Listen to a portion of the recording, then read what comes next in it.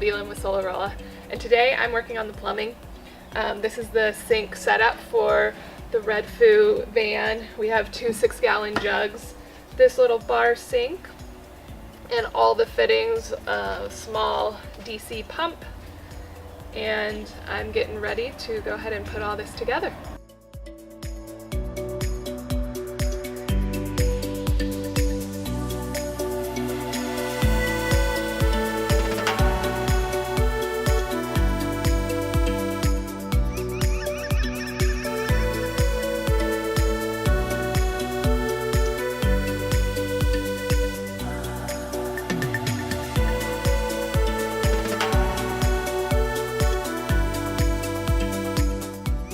I'm working on the convertible couch bed for the back of the Redfoo vehicle.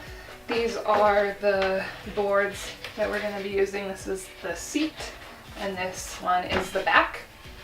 And I have a piece of foam here that I'm going to be cutting out. I found that my favorite bread knife is actually the sharpest, best thing to cut out this foam with.